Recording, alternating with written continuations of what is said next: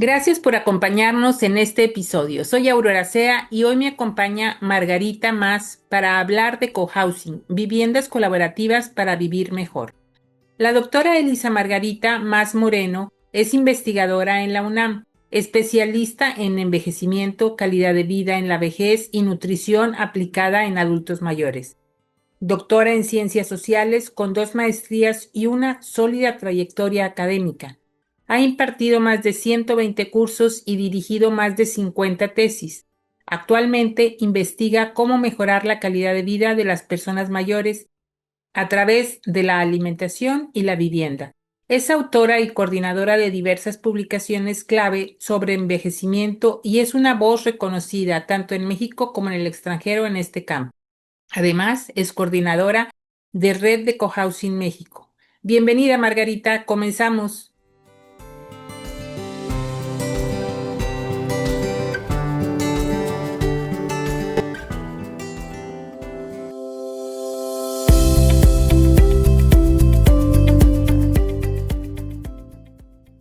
Margarita, pues de nuevo bienvenida. Me da muchísimo gusto tenerte aquí en el programa. Este tema del cohousing ha sido para mí algo que me está revoloteando en la cabeza desde hace como 3 años y me parece una excelente oportunidad poder platicar de esto contigo, que pues yo creo que eres la referente en México sobre el tema. Muchas gracias, Aurora, por la invitación y encantada de platicar lo que se necesite y asesorar a las personas interesadas en el tema. Gracias. Bueno, pues platícanos primero cómo podemos definir el cohousing. Bueno, el cohousing es un modelo de vivienda, es un tipo de vivienda que tiene sus particularidades y que se ha podido definir desde varios ejes, desde luego el eje teórico, hay una teoría sobre cohousing, pero también hay una ruta, ¿no? Una ruta una metodología para llegar a formar un cohousing exitoso. Y también se puede hacer una reflexión desde la parte epistemológica de por qué es útil, por qué es importante reflexionar sobre esta nueva forma de poder pensarnos en la vejez, digamos, ¿no? En realidad hay cohousings intergeneracionales, pero mi tema de investigación es básicamente el cohousing para adultos mayores. Ok. ¿Y qué fue lo que te llevó a interesarte en este tema y a especializarte sobre esto? Bueno, en realidad yo trabajo en la UNAM, como dijiste en tu presentación, y trabajo en un centro que está muy vinculado con los problemas nacionales, los problemas complejos, más, digamos, más representativos o más presentes en México, porque son problemas que implican muchísimos elementos que hay que reflexionar. De hecho, yo trabajo en un centro de investigaciones interdisciplinarias en el que, pertenezco a un seminario que trabajamos envejecimiento y vejez. Entonces es envejecimiento desde la medicina, la biología, la psicología, la enfermería, el derecho, porque hay muchas áreas de conocimiento que necesitan reflexionar sobre la problemática de las personas adultas mayores en México, en nuestro país, claro, a nivel mundial, por supuesto, pero también en nuestro país, para ver cómo proponemos desde la universidad elementos para mejorar la problemática que en sí misma se está complejizando en nuestro país, ¿no? Está creciendo la población adulta mayor porque estamos viviendo más, digamos, la tecnología, la medicina, los avances en higiene, en nutrición, en todo, hacen que la gente viva más años, no necesariamente con calidad de vida. Eso por un lado. Por otro lado, hay una déficit en natalidad, están naciendo menos niños, con lo cual está creciendo proporcionalmente la población de mayores de 65 años y además con una problemática muy particular, digamos, ¿no?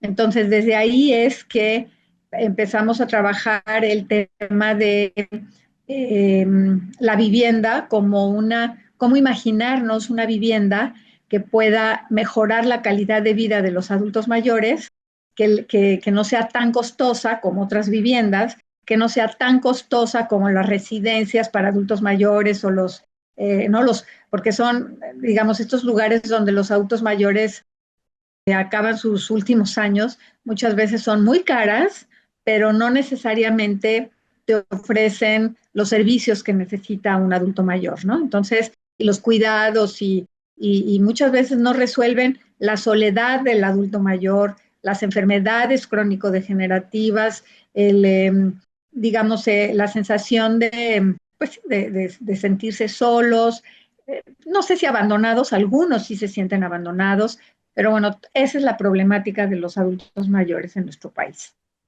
Ok. ¿Y cuáles serían los principios o valores que sostienen esta comunidad de cohousing? ¿Cómo funcionan? Bueno, en realidad es un modelo muy noble porque lo puede desarrollar cualquier grupo de personas que quiera hacer su propia casa, digamos. Normalmente cuando necesitamos una casa, buscamos a alguien que nos rente una casa. Normalmente, ¿no? La gente busca a alguien que le rente una casa, que le venda una casa, que le construya una casa, y todos esos elementos son caros, ¿no? O tienes que tener recursos para resolver el asunto de la vivienda, ¿no? Los adultos mayores necesitan y tienen derecho a una vivienda digna. Muchos adultos mayores se quedan solos en casas donde vivió toda la familia y de repente pues, se ven solos en una casa que ya les queda grande, que ya no pueden mantener. Muchas veces casas que no están diseñadas para las condiciones de los adultos mayores. Entonces, empiezan a pensar con sus familias, en el mejor de los casos, a dónde me puedo ir o qué puedo hacer para resolver esto. Entonces, el cohousing, digamos, la gran ventaja es que es un, es un modelo que propone que la propia gente, el propio grupo de amigos o de adultos mayores, familiares, colegas y amigos sobre todo, decidan formar su propia casa, ¿no? Puede ser, por ejemplo, si rentan una casa, no es lo mismo rentarlo yo sola mi pensión, si es que tengo pensión, o con mis ahorros, si es que tengo ahorros. No es lo mismo que rentarla con tres o cuatro amigas, porque entonces nos dividimos los gastos, desde el gasto de la renta, del gas, de la luz, ¿no? Del teléfono, de todo. Entonces, incluso compartimos lavadora, compartimos el refrigerador, compartimos los espacios, la sala, la cocina. Entonces, todo eso hace que sea en términos económicos mucho más barato, vivir más. Eso también, el cohousing también resuelve el asunto de la soledad, ¿no? Entonces, ¿cómo hacer para que cinco o seis amigas que se quedaron viudas o que son solteras o que son divorciadas o lo que sea, decidan a los 60 años, a los 55, 60 años, vivir juntas compartiendo espacios y compartiendo gastos? Entonces, se la pasan bien y si realmente son amigas, uy, pues imagínate vivir con tus amigas, ¿no? Entonces, por eso una de las condiciones o recomendaciones que hacemos cuando hablamos de cohousing es que te organices con tus más cercanos, ¿no? Puede ser con tu hermana del alma, tenemos unas amigas que dicen, yo soy gemela de, de mi hermana, ¿no? Somos gemelas, nacimos juntas y nos queremos morir juntas. Entonces, ellas decidieron entrar a un cohousing porque dicen, estamos solas, las dos son viudas, entonces dices, híjole, qué bien que tuvieron la inteligencia de decir, vamos a vivir juntas, nos queremos muchísimo, somos hermanas, en fin, cada quien irá buscando la manera en que el cohousing le resuelva una problemática pues, que está presente prácticamente en todas las personas, dónde y cómo quiero vivir a partir de los 60, 65 años de vida, digamos, ¿no? Esa es la propuesta. Pero fíjate que también ahorita que mencionabas estas casas en donde, las casas familiares en donde normalmente vivimos muchos años, a veces esas casas no están adecuadas. Hace poco estaba platicando yo con una amiga y me decía, pues precisamente eso, que su casa ya le quedaba muy grande. Entonces quería buscar, me dice, oye, el esquema ese del que hablas de cohousing, ¿puedo invitar yo a amigas que se vengan a vivir conmigo? Y le digo, fíjate que yo no te recomendaría tanto eso porque tu casa no está adecuada. Su casa es de muchos niveles, escaleras para un lado, escaleras para otro, muy bonita, muy grande, que sí puede dar cabida a más personas. Sin embargo, la arquitectura propia no es la más favorable. Y a veces, por Claro, ejemplo, cuando yo le comentaba esto, le digo, pues es que tú tienes ese activo, vende esa casa y con esa casa renta claro, o haz otra cosa. Y el esquema de buscar ese grupo de amistades sí está muy padre, pero en un lugar que sea propicio. Y a veces como que claro, estamos tan arraigados a esa inversión que tenemos en una casa que ya no nos es funcional, ¿verdad? claro. Sí, ¿Cómo eso dejar pasa, eso? eso Ujú. pasa. Sí, sí, sí. En realidad es importante como empezar a pensar en en esta idea del cohousing y de compartir espacios alrededor de los 60 años, ¿no? Cuando todavía somos activos económicamente hablando, estamos sanos, vamos bien, pero ya empezamos a tener ya empezamos a ver como más próximo ese momento en que tenemos que tomar decisiones, ¿no? Hay gente que le cuesta mucho trabajo salirse de su zona de confort, ¿no? Está en su casa, atendido, dice, no, a mí no me muevan de aquí, ¿no? Claro, eso lo dice porque pues todavía puede caminar, subir, bajar, ir y venir y maneja y tal.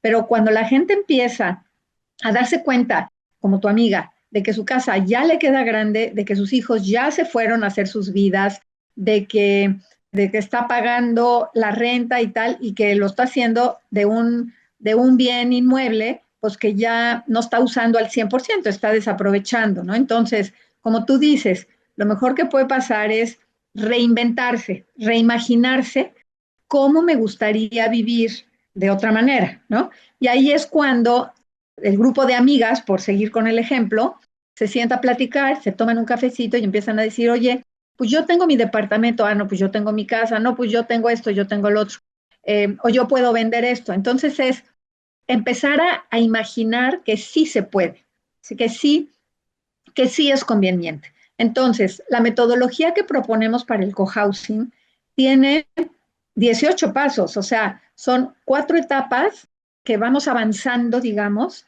y que nos vamos preguntando cosas. Entonces, al principio, antes de mover un dedo, antes de vender nuestras propiedades o antes de decidir nada, tenemos que como hacer un plan, preguntarnos muchas cosas. Estoy dispuesta, me gustaría vivir con mis amigas, pues sí, con cuáles amigas sí, con cuáles no, ¿no?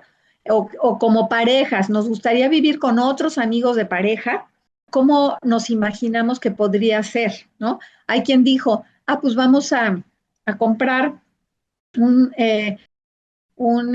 terreno y hacemos un como condominio con 5 casitas y eran 5 parejas de amigos que decidieron en San Juan del Río comprar 5 casitas en el condominio y entonces compraron 5 para una para cada quien y la sexta la convirtieron en las áreas comunes de todos. Entonces, en vez de poner una recámara en esa sexta, pusieron una sala grande y un comedor más grande y se hicieron su alberquita y pusieron un jacuzzi y uno de las habitaciones en la sala, en la casa común es un como consulto, bueno, primero fue un como business center, pero luego se convirtió en una sala como de masajes, pero luego ahorita lo usan como un consultorio. Entonces va el médico y revisa de los 5 parejas, todos los que necesiten un check-up, entonces el doctor lo revisa. En fin, cada grupo se tendría que organizar para decidir cómo quiere avanzar en su proyecto. Esa es la clave del cohousing, que el grupo decida cómo quiere organizarse para vivir juntos. Ok. Y más o menos cuánto tiempo se lleva este proceso, de acuerdo a tu experiencia? Bueno, mira, cada grupo va poniendo sus metas y ¿no? Tiene sus retos, sus objetivos y se va poniendo metas fijas, ¿no? Entonces, dependiendo de la organización del grupo, podrá ser rápido o más lento la construcción de la casa. Ok.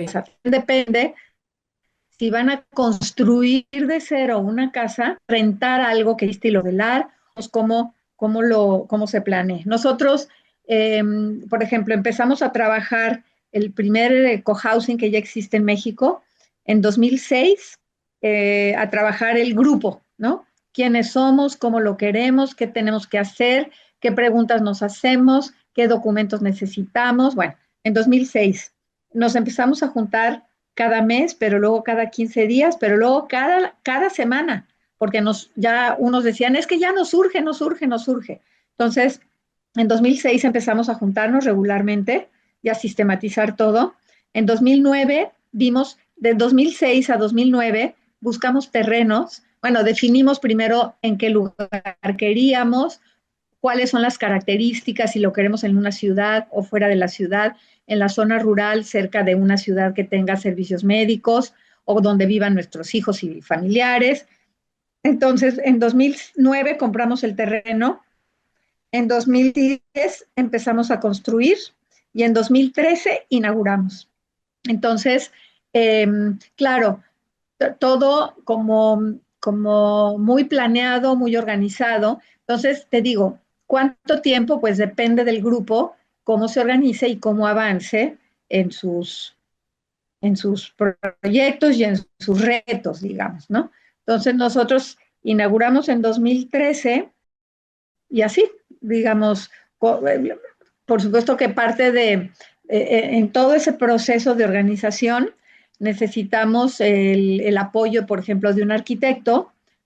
Invitamos a un arquitecto a formar parte del grupo y el arquitecto bueno, primero entre el grupo decidió de qué tamaño lo queríamos, qué necesidades tenemos, cómo nos imaginamos, si queremos áreas abiertas o áreas cerradas, jardín o no jardín, alberca o no alberca, gimnasio o no gimnasio. O sea, cada grupo va decidiendo qué necesita, ¿no? O cómo se imagina que va a necesitar conforme van pasando los años, ¿no? Entonces, no, entonces le dijimos al arquitecto, no queremos escalones, todo lo queremos de un mismo piso, en un mismo nivel, queremos, en tal caso, ¿cómo se llaman?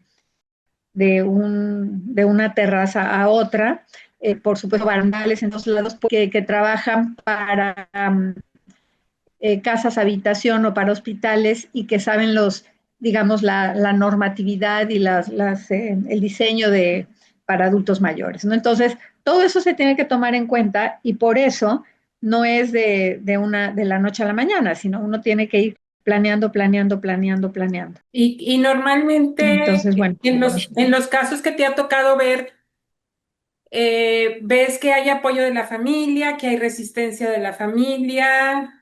¿Cómo participa la familia en esto? esa pregunta es muy buena y muy importante, porque la verdad es que la familia, al principio como que no entienden o como que sacan de onda, pues, de que sus papás, ¿no? O que sus adultos mayores decidan irse a vivir con alguien más, ¿no? Ujú. Pero, digamos, cada vez es más común que los adultos mayores decidan irse a vivir a una residencia, ¿no? Ujú. Eh, entonces, ahora, digamos, es avisarles a los hijos, contarles, ¿no? Que estamos organizando nuestra propia residencia. O sea, una residencia en cualquier ciudad de México, por no salirnos de nuestro país, en las grandes ciudades y también en pequeñas ciudades, hay muchas residencias para adultos mayores. Ujú.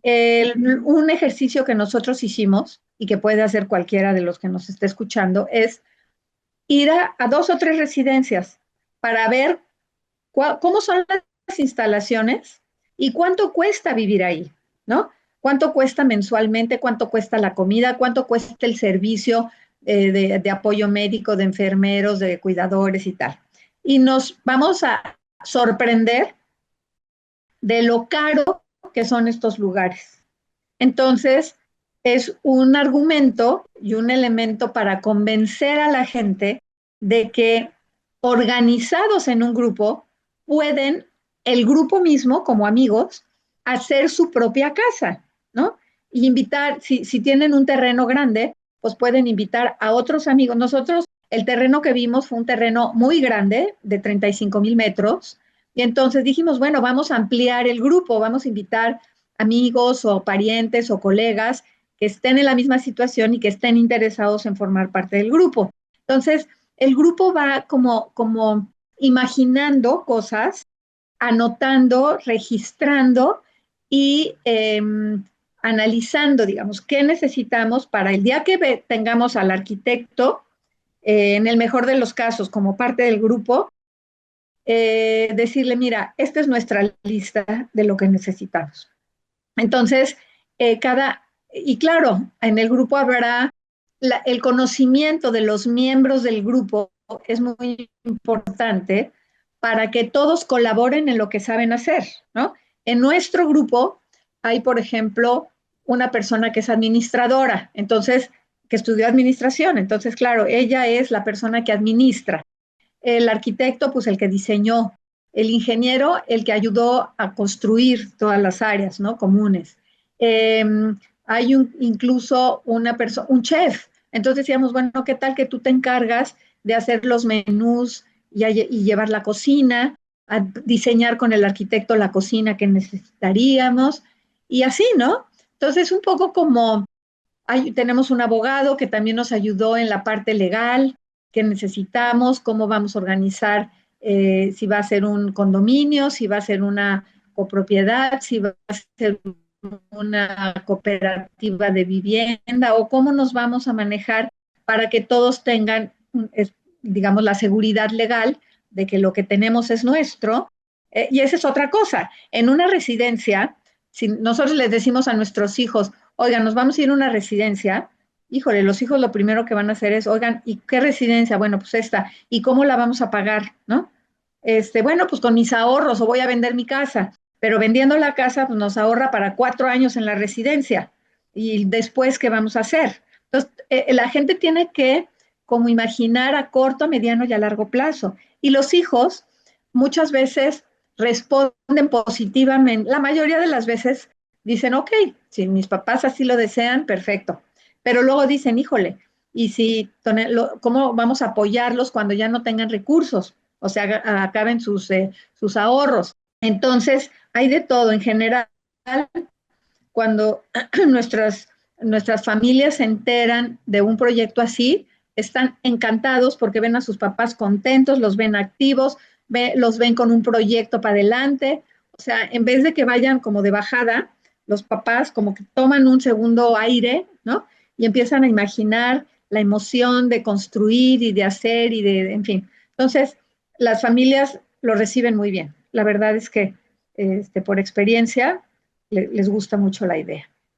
Oye, y en este caso, digo, ya sé que hay diferentes esquemas que ahorita nos comentabas, lo de la cooperativa, el condominio, copropiedad y eso, pero, por ejemplo, cuando una de las personas, que es parte del cohousing fallece, ¿qué pasa con ese espacio que ocupaba? Ajá. Bueno, para comparar y para ver las ventajas que tiene el cohousing. En una residencia, tú entras y para entrar a la residencia te ponen varias condiciones. Uno, que estés sano, que no estés enfermo. Y dos, que pagues una cuota de ingreso para entrar, una cuota como de 300,000 pesos, por decir algo. Hay unos más caros, otros más baratos, pero siempre te piden una cuota y luego ya empiezas a pagar tu mensualidad. Pero el día que te mueres en una residencia, dicen, pues muchas gracias, aquí están las cosas del difunto, se lo dan a tu familia y tal, y ya tu familia no es dueño de nada. O sea, ya se terminó. En el cohousing es propiedad de los socios. Entonces, el día que alguien del grupo fallece, el grupo desde el principio hizo el ejercicio de poner las reglas del cohousing. Entonces, ¿Cómo queremos el cohousing? Si es un condominio, bueno, cada condominio tiene su escritura de propiedad privada de su casita chiquita. El día que se muere esta persona, en el testamento deja dicho esa casita a quién va a pertenecer, a mi hijo, a mi hija o a quien sea, ¿no? Entonces, los hijos heredan, ¿no? Por supuesto que es heredable todos los bienes del cohousing. Pero también dentro del reglamento del cohousing, uno puede decir, bueno, este condominio es para personas adultas mayores.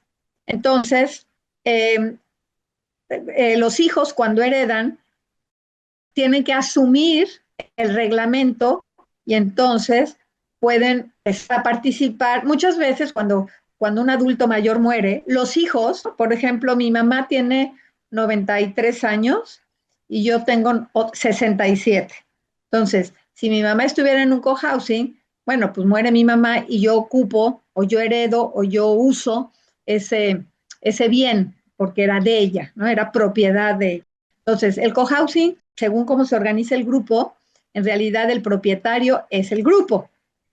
Si fuera por ejemplo, una cooperativa de vivienda, las cooperativas tienen una normatividad que, que indica que tú, cuando te haces miembro de la cooperativa para entrar al cohousing, tienes el derecho de usar ese espacio hasta que te mueras.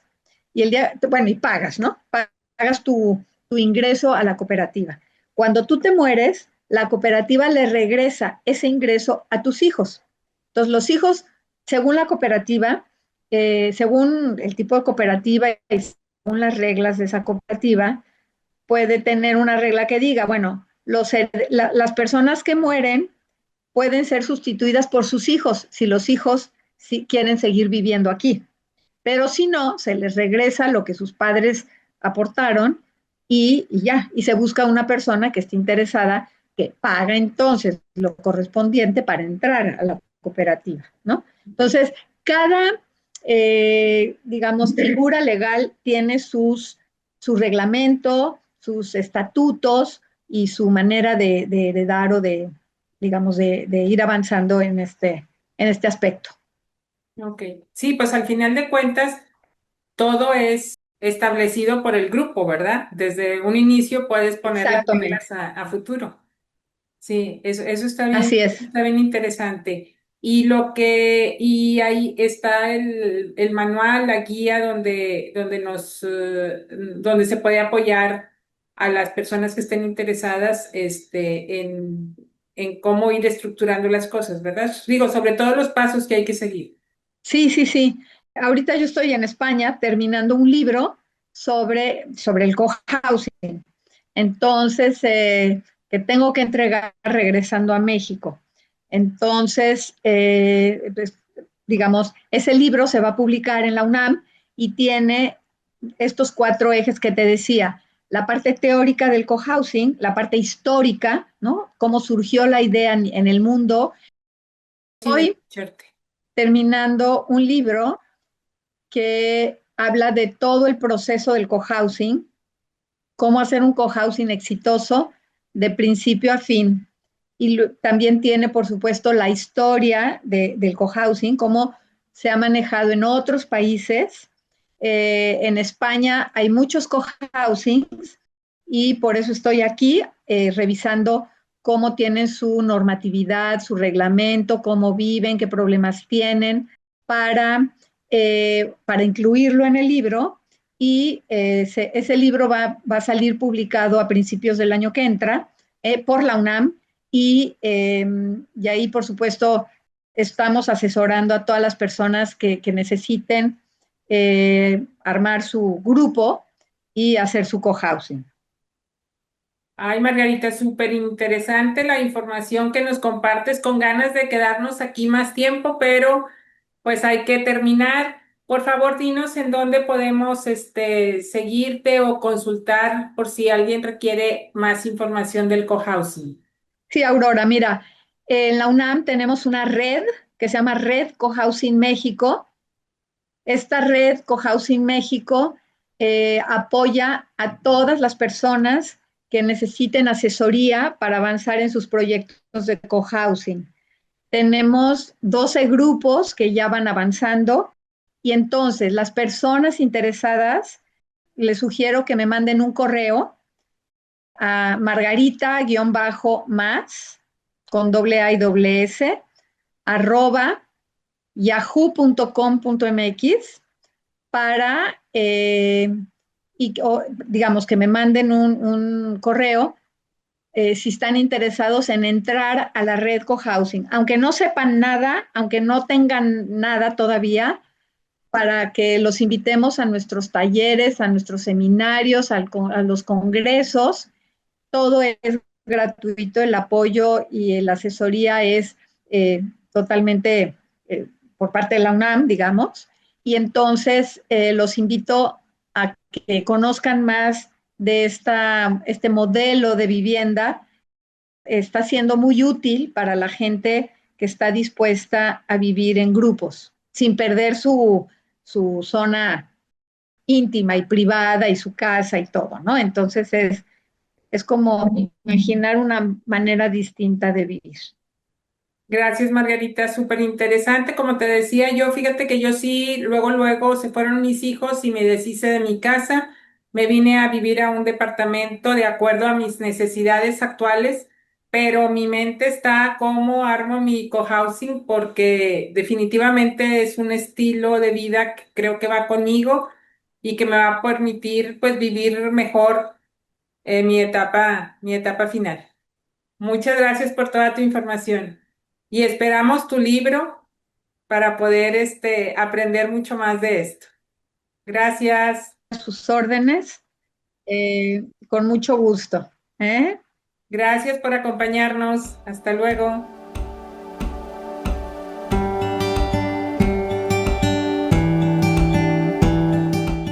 Qué gusto haber coincidido. Soy Aurora Sea y te espero en el próximo episodio. Por lo pronto, si no lo has hecho, suscríbete, déjame tu like, tus comentarios y comparte.